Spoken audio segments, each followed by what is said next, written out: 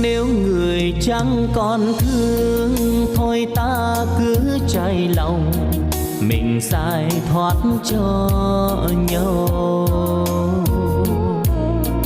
Gian gian tình diêu diêu, đọa đầy nhau làm chi? Phải chăng chốn này là quán trò qua đường, để người đến người đi?